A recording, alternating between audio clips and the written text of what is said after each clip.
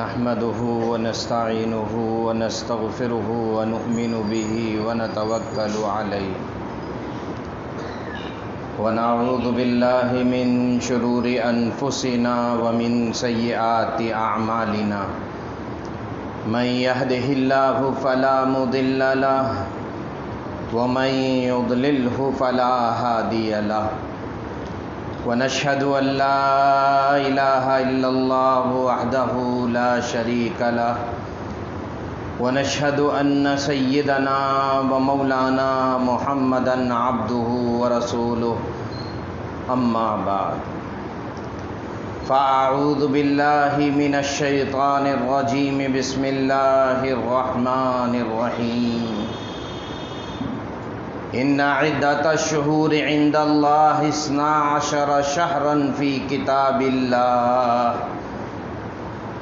كتاب الله يوم خلق السماوات والأرض منها 4 حرم صدق الله العلي العظيم اللهم صل على سيدنا ومولانا محمد وبارك وسلم اللهم صل على سيدنا ومولانا محمد وبارك وسلم۔ میرے محترم دوستوں اور بزرگوں، یہ اللہ رب العزت کا احسان ہے، فضل ہے، کرم ہے کہ اللہ تعالیٰ نے ایک مرتبہ پھر ہمیں رمضان کے قریب پہنچا دیا ہے۔ اب اللہ تعالیٰ سے یہ دعا کیجئے کہ جس طرح اللہ نے رمضان کے قریب پہنچا دیا ہے، اسی طرح ایمان کے ساتھ، اعمال کے ساتھ، اطاعت کے ساتھ، فرما برداری کے ساتھ رمضان بھی عطا فرما دے۔ اللہ تعالیٰ کا دستور یہ ہے، عام طور پر نظر بھی یہ آتا ہے کہ جب اللہ تعالیٰ آسمان سے رحمت نازل فرماتے ہیں، بارش نازل فرماتے ہیں، تو بارش سے پہلے ایک ہوا چلتی ہے جو اس بات کی خبر دیتی ہے کہ بارش آنے والی ہے، اللہ کی طرف سے رحمت اترنے والی ہے، بارش آنے والی ہے۔ بالکل اسی طرح سے سمجھ لیجئے کہ رمضان المبارک رحمتوں کا مہینہ ہے، برکتوں کا مہینہ ہے۔ علماء یہ لکھتے ہیں کہ اللہ کی طرف سے پورے سال میں جتنی رحمتیں اترتی ہوں، ان رحمتوں کا مقابلہ رمضان کی رحمت سے کیا جائے تو ایسا ہے جیسے سمندر کا مقابلہ قطرے سے کیا جائے۔ ظاہر سی بات ہے سمندر کا مقابلہ قطرے سے نہیں کیا جا سکتا۔ تو رمضان رحمتوں کا مہینہ ہے، اس کی تمہید اللہ نے رجب سے شروع کی ہے۔ اسی وجہ سے نبی علیہ السلام جب رجب کا چاند طلوع ہوتا تھا تو آپ علیہ السلام دعا فرماتے تھے، اللہم بارک لنا فی رجب و شعبان وبلغنا رمضان۔ اے اللہ ہمارے رجب میں برکت ڈالیے، ہمارے شعبان میں برکت ڈالیے اور ہمیں رمضان تک پہنچائیے۔ تو رمضان تمہید رجب تمہید رمضان ہے، اور شعبان وہ رمضان کا استقبال ہے، وہ رمضان سے پہلے چلنے والی وہ ٹھنڈی ہوا ہے جو اس بات کی خبر دے رہی ہے کہ آگے رحمت کا، برکت کا اور فضیلت والا مہینہ آ رہا ہے۔ تو شعبان اس اعتبار سے کہ رمضان کا استقبال ہے، نبی علیہ الصلاۃ والسلام اس میں عبادت کا خوب اہتمام کرتے تھے۔ آپ علیہ السلام کی عادت مبارکہ یہ ہے، اما عائشہ فرماتی ہیں کہ رمضان کے علاوہ کوئی مہینہ ایسا نہیں تھا کہ جس میں حضور نے پورے مہینے روزہ رکھا ہو۔ رمضان میں پورے مہینے روزہ رکھا، اور شعبان کا وہ مہینہ ہے کہ جس میں اکثر ایام میں آپ علیہ السلام نے روزہ رکھا۔ اکثر ایام حضور علیہ الصلاۃ والسلام نے شعبان کا روزہ رکھا۔ اما عائشہ فرماتی ہیں اتنے نفلی روزے میں نے کسی اور مہینے میں حضور کو رکھتے ہوئے نہیں دیکھا جتنا شعبان میں آپ علیہ السلام نے رکھا ہے۔ کیوں؟ تاکہ شعبان سے تیاری ہو جائے، کہیں ایسا نہ ہو کہ جو رحمت والا مہینہ ہے وہ غفلت کے ساتھ گزر جائے۔ اور عام طور پر دستور بھی یہی ہے، قاعدہ بھی یہی ہے کہ سیزن کی تیاری سیزن سے پہلے کی جاتی ہے۔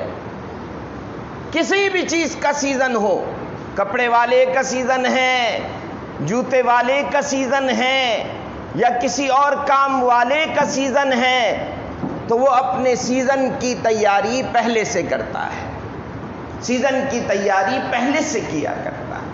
تو بالکل اسی طرح سے میرے محترم دوستوں اور بزرگوں، شعبان ہم عبادات کے ساتھ گزاریں، شعبان ہم اللہ کی اطاعت کے ساتھ گزاریں، شعبان ہم اللہ کی فرما برداری کے ساتھ گزاریں، شعبان ہم اللہ کی نافرمانی سے بچ کر گزاریں، تاکہ رمضان اچھا گزر جائے، تاکہ رمضان وہ غفلت کے ساتھ نہ گزرے۔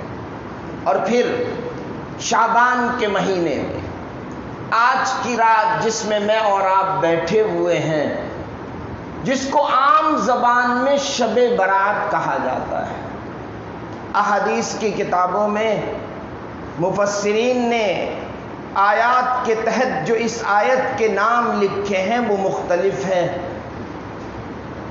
مفسر ایک لکھتے ہیں اس رات کا ایک نام لیلۃ الرحمت ہے، یہ رحمت والی رات ہے۔ ایک نام لیلۃ البراءت ہے کہ اس رات اللہ تعالی جہنم سے براءت کے پروانے نصیب فرماتے ہیں، جہنم سے براءت نصیب فرماتے ہیں۔ ایک لکھا کہ اس رات کو لیلۃ الصک کہتے ہیں، دستاویز کی رات ہے یہ۔ دستاویز یعنی اس رات میں لکھا جاتا ہے کون اگلے شعبان تک دنیا سے جائے گا، کون پیدا ہوگا، کس کا رزق کتنا ہوگا، اس کو اس سال کتنا رزق ملے گا، گویا دستاویز اللہ کی طرف سے لکھی جاتی ہے۔ تو اس وجہ سے اس رات کو لیلۃ الصک بھی کہتے ہیں۔ بہرحال احادیث میں اس رات کے بہت زیادہ فضائل ہیں، اگرچہ علماء نے یہ لکھا ہے کہ وہ روایات سند کے اعتبار سے اتنی مضبوط نہیں ہیں، لیکن کیونکہ احادیث اتنی کثرت کے ساتھ ہیں، مختلف احادیث سے اس روایت کی فضیلت ثابت ہے، اس وجہ سے یہ کہنا کوئی حرج اس میں نہیں ہے کہ یہ فضیلت والی رات ہے۔ اما عائشہ فرماتی ہیں ایک رات نبی علیہ الصلاۃ والسلام میرے گھر میں تھے، میرے حجرے میں تھے۔ رات کے وقت میری آنکھ کھلی تو میں نے دیکھا آپ علیہ السلام اپنے بستر پہ نہیں ہیں، تو میں نے تلاش کیا، تلاش کرنے کے لیے باہر نکل آئی، باہر نکل کر قریب جنت البقیع ہے وہاں پہنچ گئی، تو جنت البقیع میں دیکھا کہ رسول پاک علیہ الصلاۃ والسلام بیٹھے ہوئے ہیں۔ آپ علیہ السلام جنت البقیع میں موجود ہیں، قبرستان میں موجود ہیں۔ آپ علیہ السلام نے اما عائشہ کی طرف دیکھ کر مسکرایا، کہا عائشہ کیا ہوا؟ کہا اللہ کے رسول میں نے یہ سوچا آپ کسی اور بیوی کے گھر تشریف لے گئے۔ حضور نے ارشاد فرمایا اے عائشہ، نبی ظالم نہیں ہوا کرتا، نبی ظلم کرنے والا نہیں ہوا۔ پھر ارشاد فرمایا عائشہ جانتی ہو یہ کون سی رات ہے؟ تو حضرت عائشہ نے پوچھا اللہ کے رسول آپ بتا دیجئے کون سی رات ہے؟ کہا یہ شعبان کی 15ویں رات ہے۔ اس رات میں اللہ تعالی مغفرت فرماتے ہیں، بنو کلب کی بکریوں کے بالوں کے جتنے لوگوں کو اللہ معاف فرماتے ہیں۔ اس حدیث کے محدثین نے 2 معنی لکھے۔ ایک معنی یہ لکھا ہے کہ ظاہر سی بات ہے بنو کلب وہ قبیلہ تھا کہ جو بہت بکریاں پالتے تھے، ان کے ہر گھر کے اندر بکریاں تھیں، پھر بکریاں ہو اور پھر بکریوں کی کھال کے اوپر بال ہو۔ ایک مطلب یہ لکھا ہے کہ اگر ان بالوں کے برابر بھی گناہگار ہوں تو اللہ تعالیٰ اس رات میں معاف فرما دیتے ہیں، اللہ تعالیٰ اس رات میں معاف فرما دیتے۔ دوسرا مطلب یہ لکھا ہے کہ اگر ان بالوں کے برابر گناہ ہوں، اتنی کثرت کے ساتھ گناہ ہوں کہ جتنی بکریاں ہوں اور ان بکریوں کے اوپر جتنے بال ہوں، اتنے گناہ بھی کیوں نہ ہو، اللہ اس رات میں معاف فرما دیتے ہیں۔ دوسری روایت کے اندر ارشاد فرمایا کہ جب نصف شعبان کی رات ہوتی ہے، جیسی غروب آفتاب ہوتا ہے، اللہ تعالیٰ پہلے آسمان پہ آ جاتے ہیں، اللہ کی طرف سے اعلان ہوتا ہے حل من مستغفر فاغفر لہ، کوئی ہے مغفرت چاہنے والا جس کی میں مغفرت کروں، حل من مسترزق فارزق لہ، کوئی ہے رزق طلب کرنے والا جس کو میں رزق دوں، کوئی ہے بیمار جو مجھ سے شفا مانگے میں اس کو شفا دوں۔ صبح تک اللہ کی طرف سے یہ اعلان ہو رہا۔ تیسری روایت کے اندر ارشاد فرمایا کہ جب یہ رات ہوتی ہے اللہ کی طرف سے عام مغفرت ہوتی ہے، اللہ بندوں کی طرف نظر رحمت فرماتے ہیں۔ پھر آگے حضور ارشاد فرماتے ہیں لا ينظر اللہ تعالی فیہا الی الکافر، اللہ اس رات میں کافر کی بخشش نہیں فرماتے۔ پھر آگے ارشاد فرمائے ولا الی المشاہین، نہ اس آدمی کی بخشش فرماتے ہیں جس کے دل میں کسی مسلمان کا کینہ ہو، جس کے دل میں کسی مسلمان کا بغض ہو، ولا الی مسبل، اور نہ اس شخص کو معاف فرماتے ہیں کہ جو ٹخنوں سے اپنے پائنچے کو نیچے کرنے والا، ولا الی زان، اور نہ زانی کو معاف فرماتے ہیں، نہ زانی کی طرف نظر رحمت فرماتے ہیں، ولا الی مدمن خمر، اور نہ شراب کے پینے والے کی طرف نظر رحمت فرماتے ہیں، ولا الی قاطع رحم، نہ رشتہ داری کے توڑنے والے کو معاف فرماتے ہیں، ولا الی عاق لوالدی، اور نہ ماں باپ کے نافرمان کو معاف فرماتے ہیں۔ تو یہ روایتوں سے جو چیز ہمیں سمجھ میں آ رہی ہے، چند باتیں وہ مجھے عرض کرنی ہے۔ پہلی بات تو یہ ہے کہ ان روایتوں سے ظاہری طور پر یہ پتہ لگ رہا ہے مغفرت کی رات ہے، معافی کی رات ہے، اللہ کی طرف سے براءت کی رات ہے۔ اللہ کی طرف جو آدمی اللہ کی طرف رجوع کرے گا اللہ اس کو معاف فرما دیں گے، اللہ اس کی مغفرت فرما دیں گے۔ تو ایک بات جو یہ ثابت ہوتی ہے وہ یہ کہ یہ رات مغفرت کی رات ہے، تو اس رات کے اندر توبہ کرنی چاہیے، اپنے اللہ سے توبہ کرنی چاہیے۔ اور ظاہر سی بات ہے توبہ کا مفہوم صرف یہ نہیں ہے استغفر اللہ استغفر اللہ استغفر اللہ توبہ ہو گئی، نہ بابا، اس کو توبہ نہیں کہتے ہیں۔ توبہ کہتے ہیں، علماء یہ لکھتے ہیں توبہ تب پوری ہوتی ہے جبکہ جس گناہ پہ توبہ کر رہا ہو اس گناہ پر نادم ہو، پشیمان ہو۔ اگر ندامت نہیں ہے، اگر پشیمانی نہیں ہے زبانی جمع خرچ ہے تو اللہ تعالیٰ معاف نہیں کرتے. ندامت ہو، پشیمانی ہو کہ مجھ سے غلطی ہوئی ہے. دوسرا، اس گناہ کو فوراً چھوڑ دے. نگاہ بدنگاہی میں لگی ہوئی ہے، زبان سے جھوٹ پہ جھوٹ بولے چلے جا رہا ہے، زبان سے غیبت کیے چلے جا رہا ہے، اور استغفر اللہ کہہ رہا ہے.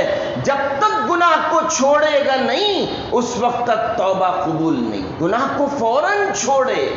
تیسرا لکھا، آئندہ نہ کرنے کا عزم کرے، آئندہ نہ کرنے کا عزم کرے. پھر لکھا ہے اس کو توبۃ النصوح کہتے ہیں. یہ سچی توبہ ہے. اپنے گناہ پر نادم ہو، گناہ کو فوراً چھوڑ دے، آئندہ نہ کرنے کا عزم کرے. اور پھر علماء لکھتے ہیں کہ ایک چیز جو بنیادی ہے وہ یہ ہے کہ حقوق کی ادائیگی ہو. ہاں، حقوق کی ادائیگی ہو.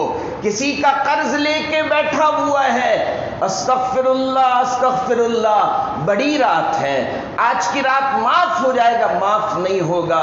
جبریل علیہ السلام بیٹھے ہوئے ہیں، مسجد نبوی میں ہیں.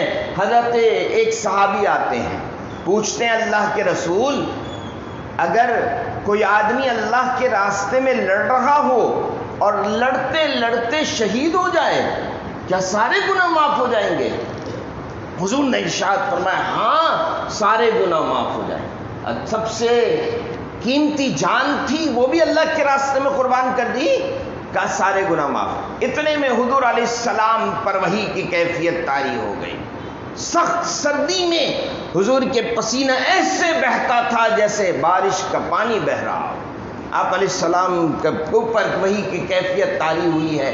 صحابہ خاموش ہو گئے ہیں. وحی کی کیفیت جب دور ہوئی ہے، حضور علیہ السلام نے پوچھا سوال کرنے والا کہاں ہے بھائی؟ سوال کرنے والے کو بلاؤ. سوال کرنے والا دوبارہ آیا ہے. پوچھا دوبارہ سوال کر. دوبارہ سوال کیا، اللہ کے رسول کوئی آدمی اللہ کے راستے میں لڑ رہا ہو، لڑتے لڑتے شہید ہو جائے، کیا سارے گناہ معاف ہو جائیں گے؟ کہاں ہاں سارے گناہ معاف ہو جائیں گے. جبریل مجھے ابھی بتا کر گئے ہیں، جبریل ابھی وحی لے کر آئے ہیں کہ قرض کا گناہ شہادت سے بھی معاف نہیں ہوگا. اگر قرض کا گناہ ہے شہادت سے بھی معاف ہونے والا ہے. تو میرے محترم دوستو بزرگوں، حقوق کی ادائیگی ہو. توبہ تب قبول ہوتی ہے کہ جب حقوق کی ادائیگی ہو، حقوق اللہ کی ادائیگی ہو. آج بڑی رات ہے، میں توبہ کرتا ہوں، آئندہ سے نماز کو میں پابندی کے ساتھ پڑھوں گا. اب پچھلی معاف ہو گئی، نہیں، وہ پچھلی ادا کرنی پڑے گی، اس کی قضائے عمری ہوگی. میں نے جو پچھلے سالوں میں زکوٰۃ ادا نہیں کی، اب زکوٰۃ ادا کروں گا. میں نے پچھلے سالوں میں رمضان کے روزے نہیں رکھے، اب عزم کرتا ہوں روزے رکھوں گا. تو وہ پیچھے کی قضا لازمی ہے، وہ معاف نہیں. اسی طرح جس کا حق بندوں میں سے میرے ذمے ہے وہ حق ادا کرنا ہے. اس کو علماء نے لکھا ہے یہ توبۃ النصوح ہے. تو اللہ آج کی رات ہمیں اور آپ کو سچی توبہ نصیب فرمائے. تو ایک تو توبہ کی رات ہے، دوسرا عام عبادت کی رات ہے. یہ کوئی میلے کی رات نہیں ہے، یہ کوئی شور شغب کی رات نہیں ہے. اصل میں ہم لوگ متاثر ہیں دوسروں سے. آج ہمارے اسکول کے اندر بچہ پڑھتا ہے، ایک دن بچہ آ کے کہتا ہے ابو آج فادر ڈے ہے. آج کیا ہے؟ Father day. پھر کہتا ہے نہیں آج بتائے آج مدر ڈے ہے. آج فادر ڈے ہے، آج مدر ڈے ہے. ہم بھی بڑے خوش ہیں، بچہ فادر ڈے مدر ڈے منا رہا ہے. اسلام پڑھے بچہ تو اس کو سمجھ میں آئے گا ہر ڈے فادر ڈے ہے، ہر ڈے جو ہے وہ مدر ڈے ہے. جب باپ کی فرما برداری کرے فادر ڈے. اسی طرح ہمیں آج کی رات یہ بتلائی گئی، ہم نے یہ سمجھ لیا ہے کہ آج کی رات وہ مردوں کی رات ہے. جب تک قبرستان نہیں جائیں گے شب برات پوری نہیں ہوگی. کس نے سمجھایا بھائی؟ کہاں سے سیکھا ہم نے؟ یہ دین وہ ہے جو محمد الرسول اللہ بتائیں گے. یہ سمجھیے اچھی طرح سے. دین میری چاہت کا نام نہیں ہے، دین میری پسند کا نام نہیں ہے، دین میرے شوق کا نام نہیں ہے. ایک واقعہ آپ کو سناتا ہوں. آپ علیہ السلام رات کے وقت مسجد کے اندر ہیں، تہجد کی نماز ہو رہی ہے، لوگ نماز پڑھ رہے ہیں۔ آپ علیہ السلام گزرتے ہوئے گئے، دیکھا ابو بکر بہت آہستہ آواز میں نماز پڑھ رہے ہیں، بہت آہستہ آواز ہے، کان لگا کے بھی سنے تو نہیں سنائی دیتا۔ آگے گئے تو دیکھا عمر نماز پڑھ رہے ہیں، بڑی جاندار آواز میں، بڑی زوردار آواز میں نماز پڑھ رہے ہیں، دوسروں تک کو سنائی دے رہا ہے۔ صبح آپ علیہ السلام نے فجر کی نماز کے بعد دونوں کو بلایا۔ دونوں کون ہیں؟ دونوں کون ہیں؟ مرتبہ کیا ہے؟ ایک کا مرتبہ یہ ہے کہ حضور ارشاد فرما رہے، ابو بکر دنیا میں جس کا حق میرے اوپر تھا میں نے اس کا حق ادا کر دیا، تیرا حق قیامت کے دن اللہ سے دلوا دوں گا۔ تیرا حق میرے اوپر ہے، قیامت کے دن تو تیرا حق میں دلوا دوں۔ دوسرا وہ آدمی ہے جو عمر ابن خطاب ہے، جس کے بارے میں ارشاد فرمایا، عمر لو کان بعدی نبی لکان عمر، اگر میرے بعد کوئی نبی ہوتا تو عمر ہوتا، نبی ہوتا عمر۔ مرتبہ اتنا بڑا ہے، دونوں رسول اللہ کے سسر ہیں، ایک کی بیٹی اما عائشہ حضور کے حرم میں ہے، دوسری کی بیٹی حضرت حفصہ رضی اللہ تعالیٰ عنہ حرم کے اندر ہے، دونوں زوجہ محترمہ، دونوں سسر ہیں۔ اب آپ علیہ السلام نے کیا ارشاد فرمایا؟ ابو بکر بہت آہستہ آواز میں نماز پڑھ رہے تھے، کیوں؟ حضرت ابو بکر نے ارشاد فرمایا، اسمعت من ناجی، اللہ جس سے سرگوشی کر رہا تھا اللہ کے رسول، وہ اللہ بہت باریک آواز سنتا ہے، اس کو سنا رہا تھا۔ اسمعت من ناجی، یہ صحابہ کا خاصہ تھا، چھپا کے کیا کرتے تھے۔ حضرت عمر سے پوچھا، عمر بہت زور سے پڑھ رہے تھے، بڑی بلند آواز میں پڑھ رہے تھے؟ حضرت عمر نے ارشاد فرمایا، ہاں سوئے ہوئے کو جگا رہا تھا، شیطان کو بھگا رہا تھا، سوئے ہوئے کو جگا رہا تھا، فجر کی نماز کا وقت ہو گیا ہے اور شیطان کو بھگا رہا تھا۔ حضور نے ارشاد فرمایا، یہ بات سننے کے بعد، اے ابو بکر تھوڑا زور سے پڑھو، کانوں کو سنائی دے، اے عمر تھوڑا آہستہ پڑھو، عمر تھوڑا آہستہ۔ بات یہاں ختم ہو گئی۔ کیا بات ہمیں ملی؟ کیا سبق ہمیں ملا؟ آپ علیہ السلام نے اپنے دونوں صحابیوں پر یہ بات واضح کر دی کہ تمہارا درجہ بہت بڑا ہے، ایک ابو بکر ہے، ایک عمر ہے، سب سے بڑا درجہ صحابہ کے اندر ہے، لیکن دین وہ ہوگا جو محمد بتائے گا۔ دین ابو بکر کی چاہت کا نام نہیں ہے، دین عمر کی چاہت کا نام نہیں ہے، دین وہ ہوگا جو محمد الرسول اللہ بتائے گا، اور محمد دین یہ بتاتا ہے، ایک بلند آواز میں پڑھے، ایک آہستہ آواز میں پڑھے۔ تو میرے محترم دوستو بزرگوں، جب ان کی چاہت کا نام دین نہیں تو میری اور آپ کی چاہت کا نام دین کیسے ہو سکتا ہے؟ دین رسول اللہ بتائیں گے۔ رسول اللہ کا عمل یہ ہے، ایک زندگی میں ایک بار قبرستان گئے شب برات میں، جو روایت میں نے آپ کے سامنے پڑھی ہے، حضور جنت البقیع چلے گئے ہیں، حضور جنت البقیع چلے گئے ہیں، لیکن ہر شب برات میں قبرستان جانا اور پھر وہاں پہ میلہ ہو، وہاں پہ ایک شور شرابہ ہو، وہاں پہ ایک چراغاں ہو، ایسے میں آدمی کو موت یاد آوے، ایسے میں موت یاد آوے۔ عام رات میں چلا جائے، پتہ لگ جائے گا، موت اچھی طرح سے یاد آ جائے گی۔ کبھی عام رات میں قبرستان کا چکر لگا لے، کبھی عام رات میں لگائے قبرستان کا چکر، پھر موت یاد آئے گی۔ حضور ارشاد فرماتے ہیں، میں نے تمہیں قبرستان جانے سے منع کیا، لیکن قبرستان جایا کرو، یہ موت کی یاد دلاتی ہے۔ تو میرے محترم دوستو بزرگوں، یہ رات ایسی نہیں، اس رات میں ہم عام عبادت کریں۔ اب کوئی آدمی کہہ رہا تھا، ابھی میں نکل رہا تھا، اتنے ایک کا فون آیا کہ 4 رکعت نفل کیا اس طرح سے پڑھنے ہیں۔ یہ ہمیں کس نے بتایا بھائی؟ یہ کس نے سمجھا دیا؟ 1 نفل اس طرح سے پڑھو، 2 نفل اس طرح سے پڑھو، 3 نفل نہ بابا، یہ تو عام نوافل، جیسے ہم عام نوافل پڑھتے ہیں اس میں بھی پڑھیں، جیسے عام عبادت کرتے ہیں اس میں بھی کریں، جیسے عام ہم قرآن پاک کی تلاوت کرتے ہیں اس میں کریں، جیسے عام ہم ذکر کرتے ہیں ویسے اس میں کریں، جیسے عام ہم دعائیں مانگتے ہیں ویسے اس میں مانگیں۔ تو اس وجہ سے اس رات کے اندر عام عبادتیں ہیں، ایسا نہیں ہے کہ کوئی خاص عبادت حضور نے بتائی ہو، کوئی خاص عبادت نہیں بتائی۔ خاص عبادت بتائی ہوتی تو آپ تک دین اسی طرح سے پہنچتا جس طرح فرض نماز آپ تک پہنچی ہے۔ فرض نماز جس طرح پہنچی ہے 4 کے بجائے 5 رکعت نہیں ہے، بالکل اسی طرح سے آج کی بات بھی پہنچتی اگر ہوتی۔ ایک دوسری گزارش یہ ہے میرے محترم دوستوں جو مجھے عرض کرنی ہے، وہ یہ ہے کہ گناہ پہ توبہ تب قبول ہوتی ہے جب ہم گناہ کو گناہ سمجھیں۔ آج ہمارے معاشرے کے اندر بعض چیزیں ایسی رچ گئی ہیں، بس گئی ہیں کہ ہم ان کو گناہ سمجھ ہی نہیں رہے۔ آپ خود سوچئے، یہ پائنچے کو ٹخنے سے نیچے کرنا کون گناہ سمجھتا ہے؟ اس کو کون سمجھ رہا ہے یہ گناہ کبیرہ ہے؟ نماز کے وقت پائنچے اوپر، نماز کے بعد پائنچے نیچے، ارے بابا یہ کس نے سمجھا ہے؟ گناہ کبیرہ ہے۔ ما اسفل من الکعبین من ازار ففی النار، جس کی ٹخنے سے نیچے شلوار جائے گی، پاجامہ جائے گا، کپڑا جائے گا، وہ جہنم میں جائے گا۔ گناہ کو گناہ سمجھیں تب توبہ کی توفیق ہوگی۔ ہمارے معاشرے میں بعض گناہ ایسے رچ گئے ہیں، ایسے بس گئے ہیں، ہم گناہ کو گناہ سمجھ ہی نہیں۔ تصویر کشی کرنا چاہے وہ موبائل کے ذریعے کیوں نہ، اسی طرح حرام ہے جس طرح کیمرے سے حرام ہے، اسی طرح حرام ہے، یاد رکھیے گا۔ کل قیامت کے دن اشد العذاب یوم القیامت المصورون، قیامت کے دن سخت ترین عذاب تصویر بنانے والے کو ہوگا۔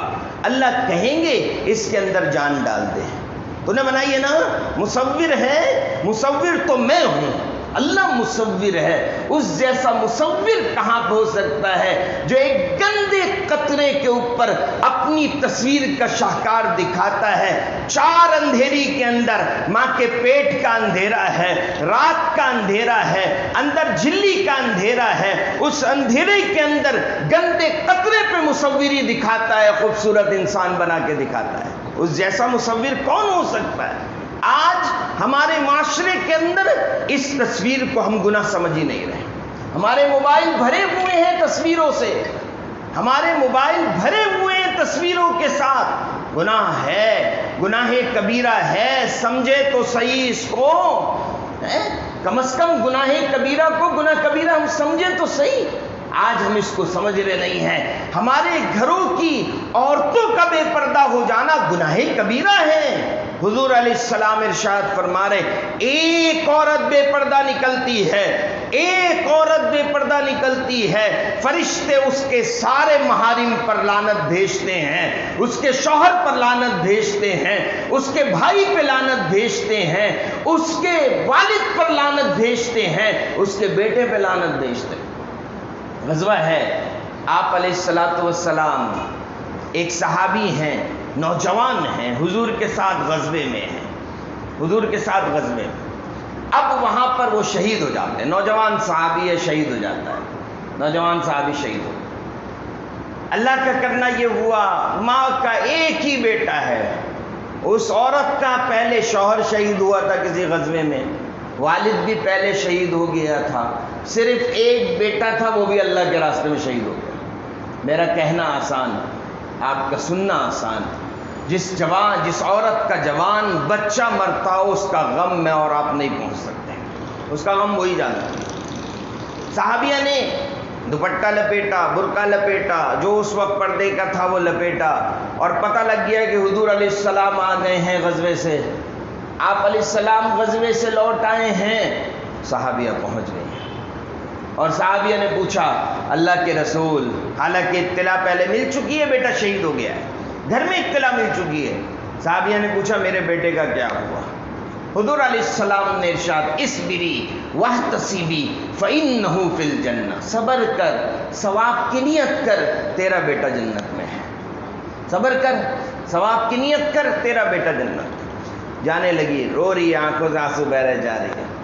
حضرت انس ہیں جو اس مجمع کے اندر موجود ہیں، حضرت انس پوچھتے ہیں اے میری بہن، اس غم کے عالم میں بھی تو پردہ کرنا نہیں بھولی ہے، اس غم کے عالم میں بھی پردہ کر کے آئی ہے، نقاب کر کے آئی ہے، اپنے جسم کو چھپا کے آئی ہے۔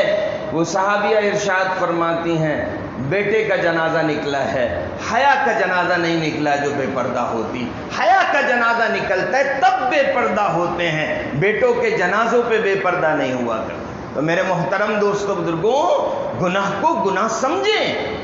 ہم جو گناہ وہ نہیں ہے جو سامنے والا کر رہا ہو. اگر میری زبان جھوٹ بولتی ہے تو یہ بھی گناہ ہے، اگر میں خیانت کر رہا ہوں تو یہ بھی گناہ ہے، میں وعدہ خلافی کر رہا ہوں تو یہ بھی گناہ ہے. تو اس وجہ سے میرے محترم دوستوں بزرگوں، گزارش یہ ہے، آج اللہ سے سچے دل کے ساتھ توبہ. پتہ نہیں اگلی گھڑی ملے گی یا نہیں ملے گی.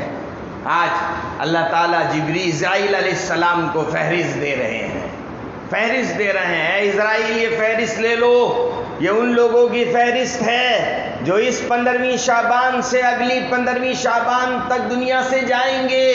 مجھے اور آپ کو معلوم نہیں ہے، پتہ نہیں میرا اور آپ کا نام کہاں آ چکا. حضور ارشاد فرماتے ہیں، ایک آدمی اپنی شادی کی تیاری کر رہا ہوتا ہے اور اس کا نام اس مرنے والوں کی فہرست میں ہوتا ہے. وہ اپنی تجارت میں لگا ہوا ہوتا ہے اور اس کا نام اس کے فہرست کے اندر ہوتا ہے. میرے محترم دوستوں بزرگوں، دنیا سے بہرحال جانا ہے. آج نہیں گئے کل جانا ہے، کل نہیں گئے پرسوں جانا ہے، بہرحال جانا ہے دنیا سے. طے شدہ بات. لو کانت الدنیا تدوم لواحد لکان رسول اللہ فیہا مخلد. اگر دنیا میں کوئی رہتا تو رسول اللہ رہتے، جب رسول اللہ نہ رہے تو ہم میں سے آپ میں سے بھی کوئی نہیں رہے گا. حضور جب چلے گئے، وہ محبوب جب چلے گئے تو میں اور آپ دنیا میں کیسے رہ سکتے. اس وجہ سے میں اور آپ اس کو سوچ کر اپنی زندگی کو بدلنے کا فیصلہ کریں. فیصلہ کریں، فیصلے سے زندگیاں بدلا کرتی ہیں. صحابہ کی عادت یہ فیصلہ کرتے تھے، فیصلہ کر کے اٹھتے تھے، زندگیاں بدل جاتی تھیں. ایسی زندگیاں بدلتی تھیں، کہنا کیا ان کا. صحابیہ نکلی ہیں، بازار کے اندر ہیں، بازار کے اندر ہیں. ابھی پردے کا حکم نازل نہیں ہوا، اتنے میں ایک منادی اعلان کرتا ہے، اے مسلمان عورتوں سن لو، رسول اللہ صلی اللہ علیہ وسلم پر پردے کی آیت نازل ہو گئی. ہر مسلمان عورت ہر غیر محرم سے پردہ کرے. وہ صحابیہ ایک کونے میں بازار کے جا کے بیٹھ جاتی ہیں، گردن جھکاتی ہیں، بیٹھ جاتی ہیں. بچے کو بھیجتی ہیں چادر لے کر آ، بچے کو بھیجتی ہیں چادر لے کر. تو کہا، کسی نے کہا، ارے بھائی ابھی تو حکم نازل ہوا، تم اپنے گھر جا سکتی ہو. صحابیہ ارشاد فرماتی ہیں، اب جان تو نکل سکتی ہے لیکن اللہ کے حکم کے پورے بقیے بغیر قدم نہیں ہو سکتا. یہ ممکن نہیں ہے اب بغیر پردے کے میں آزوں. زندگیاں ایسے بدلا کرتی، عزم ہوا کرتا تھا. آج میرے اور آپ میں عزم نہیں ہے. جب عزم نہیں ہوتا، اس وجہ سے کبھی ادھر ہیں کبھی ادھر ہیں. تو عزم کریں زندگی کے بدلنے کا. زندگی کے کتنے لمحات رہ گئے کچھ پتہ نہیں. یہ رات تنہائی میں بیٹھ کر، تنہائی میں بیٹھ کر اپنے گھر میں تنہائی میں بیٹھ کر اپنے اللہ کے سامنے روئیں. رکھیں اپنے اللہ کے سامنے ساری چیزیں، ساری چیزیں اپنے اللہ کے سامنے رکھیں، اپنے اللہ کے سامنے گڑ گڑا کے روئیں. وہ ایسا ستار اللہ ہے، وہ ایسا معاف کرنے والا اللہ ہے جو سب پر قلم پھیر دے گا، اس کو کوئی پوچھنے والا نہیں ہے. لو بلغت ذنوبک عنان السماء ثم استغفرتنی غفرت لک ولا ابالی. ارے میرے بندے پرواہ نہ کر، تیرا مالک اور خالق اتنا بڑا ہے، اگر تیرے گناہ آسمان کی چوٹیوں تک پہنچ جائیں گے تو ایک توبہ کرے گا، ایک آنسو بہائے گا، سب کے اوپر قلم پھیر دوں گا. مجھے کوئی پوچھنے والا نہیں ہے، مجھے کوئی پرواہ نہیں. تو آج کی رات تنہائی میں بیٹھ کر اپنے اللہ سے توبہ. اور دوسری گزارش یہ ہے کہ عبادت کی عادت ہم ڈالیں. اس بات کا عزم کریں کہ ہم 5 وقتہ نماز جماعت سے کوشش کریں گے. ابھی 15ویں شعبان ہے، ابھی 20ویں شعبان آ جائے گی. ایک حدیث ہے ہمارے سامنے ہے، کوشش کر لیں اس کی. ہم حدیث میں آتا ہے جو شخص 40 دن تک تکبیر اولیٰ کی پابندی کرے، 5 وقتہ نماز تکبیر اولیٰ کے ساتھ پڑھ لے، اللہ تعالیٰ 2 پروانے دیتے ہیں، ایک جہنم سے بری ہونے کا، ایک نفاق سے بری ہونے کا. تو کیا خیال ہے ہم آج سے شروع کر دیں؟ رمضان بھی آئے گا، یہ 15 شعبان بھی ہوگی، 40 ہو جائیں گے، آرام سے 40 ہو جائیں گے. لیکن عزم کریں، مجھے کرنا ہے، مجھے کرنا ہے. وہ بچہ نہیں ہے، صبح 7 بجے اس کو اسکول جانا ہوتا ہے، کتنے بجے اٹھ جاتا ہے؟ ماں کیسے اٹھاتی ہے؟ بیٹا 7 بجے جانا ہے، 6:30 بجے اٹھا کے اس کو کھڑا کر دیتی. کرنا ہے تو میں اور آپ بھی اس طرح عزم کریں. ایک تو جماعت سے نماز کی پابندی، دوسرا قرآن پاک کی تلاوت کی عادت ڈالیں. قرآن پاک کو کھولے. قرآن پاک وہ مظلوم کتاب ہے. پتہ نہیں اللہ نہ کرے ہم میں سے کوئی ایسا مسلمان بھی ہو کہ جس نے پچھلے سال کھولا ہو اب جا کے آگے کھولے گا، رمضان میں کھولے گا.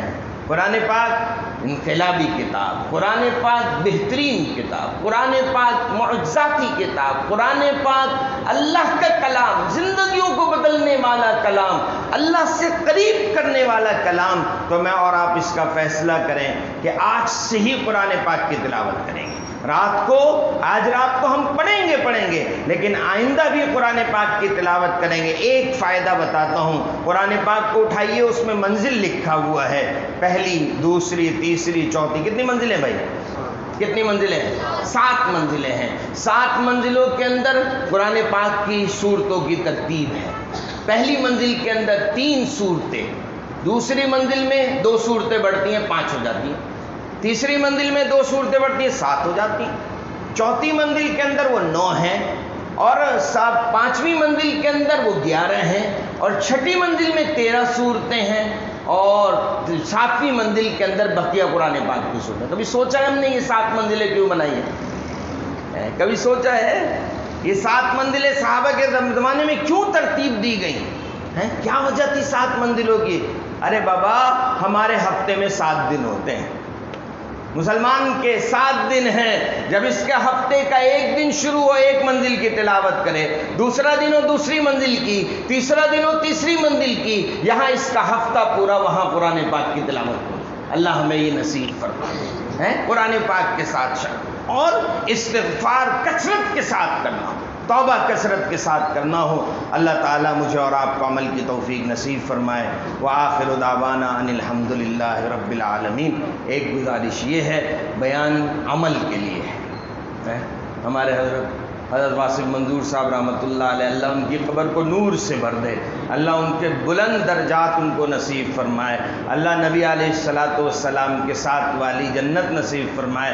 ارشاد فرمایا کرتے تھے کہ عمل دل کے اندر راستہ بناتا ہے، عمل دل کے اندر راستہ بناتا ہے. باتیں تو کانوں تک ہی رہا کرتی، عمل سے بنا کرتے ہیں. تو اس وجہ سے عمل پہ آئیے. اب ہم نے سن لیا تو فوراً جانے کے بجائے تھوڑی دیر عمل کریں، بیٹھ کر 2 رکعت نفل پڑھ لیں، کم از کم اللہ اگر وضو ہے 2 رکعت نفل پڑھ لیں، وضو نہیں ہے تھوڑا توبہ کر لیں، استغفار کر لیں، قرآن پاک اٹھا کے قرآن پاک، پھر اپنے گھروں کو جائیں اور رات کی تنہائی میں اپنے اللہ سے مانگے. اللہ مجھے اور آپ کو عمل کی توفیق نصیب فرمائے. وآخر دعوانا الحمدللہ رب العالمین. الحمدللہ رب العالمین.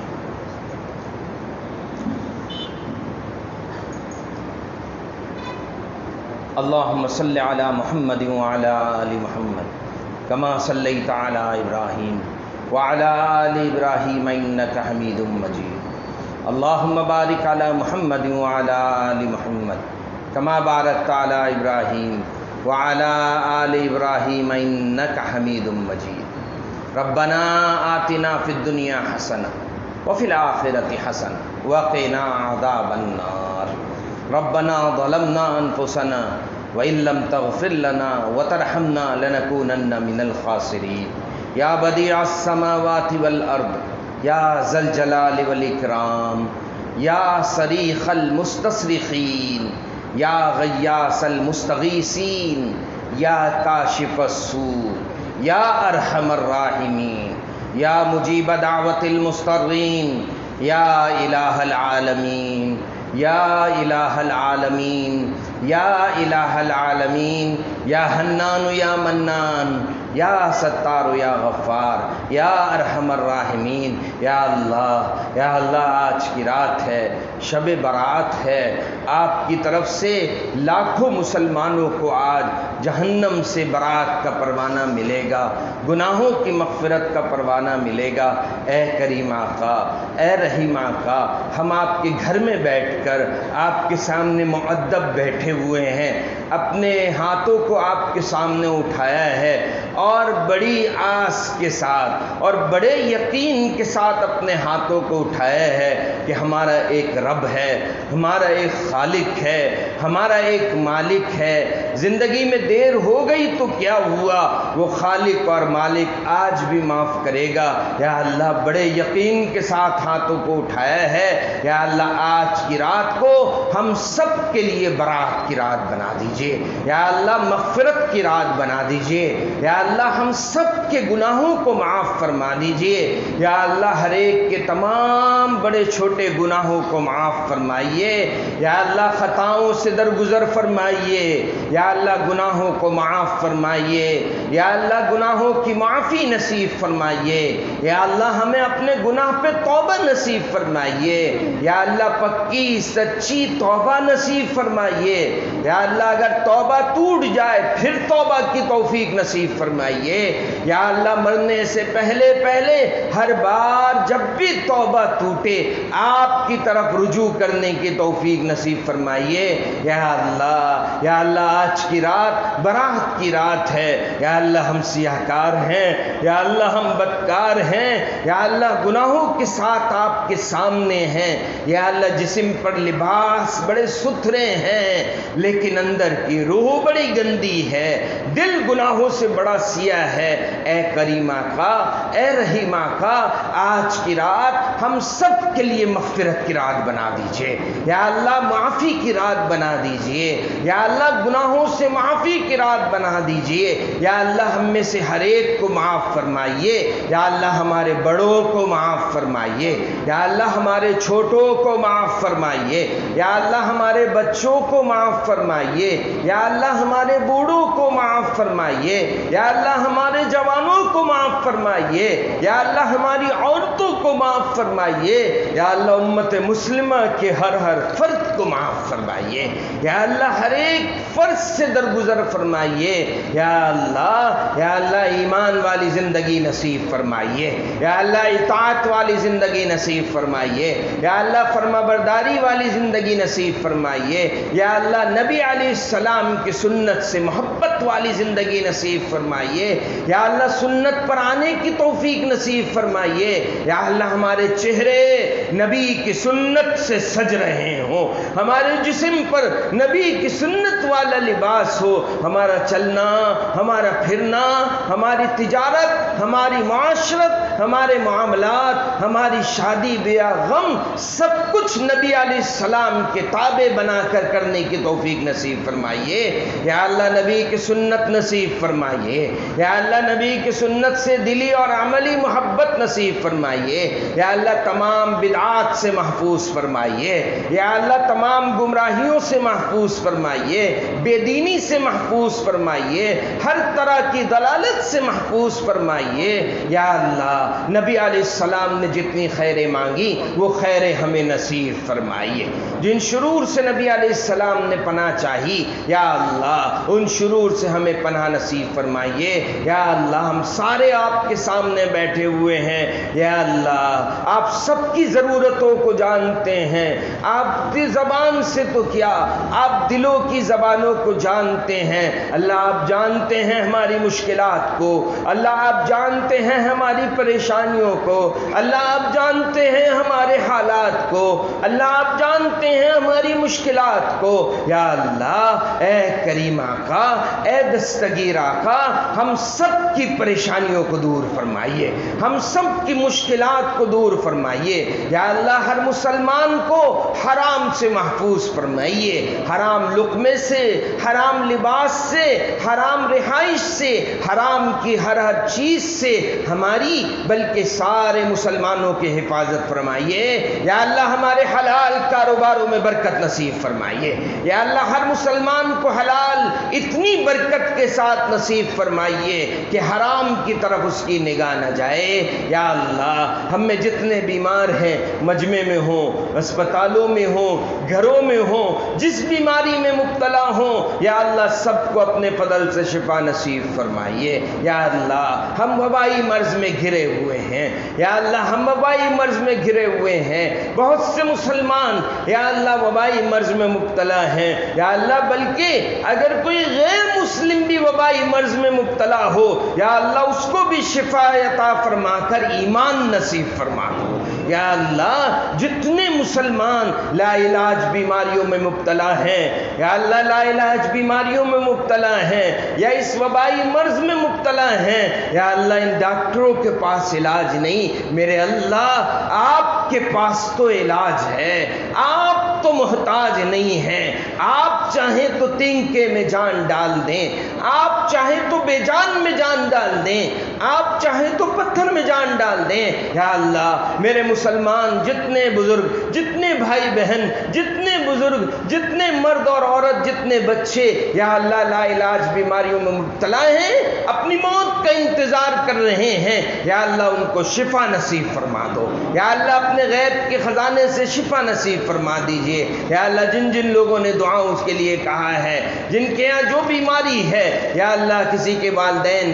کسی کے بھائی بہن، کسی کے دوست احباب بیمار ہیں، یا اللہ سب کو اپنے فضل سے شفا نصیب فرمائی، یا اللہ، یا اللہ آج کی رات ہے، یا اللہ ہم آپ سے مانگتے ہیں، بہت سارے لوگ ہیں جو پچھلے رمضانوں میں ہمارے ساتھ تھے، پچھلی دنوں میں، پچھلے شعبان میں ہمارے ساتھ تھے، اس شعبان میں ہمارے ساتھ نہیں، اے اللہ آپ کی ذات کی قسم ہم ان کی کمی کو اپنے گھر میں محسوس کرتے ہیں، اے اللہ وہ بچہ کیسے بھولے گا جس نے اپنے ہاتھ سے اپنے والد کی میت کو قبر میں اتارا ہوا، کیسے اپنے والد کو بھول سکتا ہے؟ اے کریم آقا بہت سارے لوگ چلے گئے، کسی کے والدین گئے ہیں، کسی کے دوست احباب گئے ہیں، کسی کے بھائی بہن چلے گئے، کسی کے دوست، کسی کے رشتہ دار چلے گئے، یا اللہ اساتذہ چلے گئے، دوست چلے گئے، یا اللہ آج کی بابرکت رات میں ہم آپ سے مانگتے ہیں، آپ کے سامنے دستبستہ ہو کر مانگتے ہیں،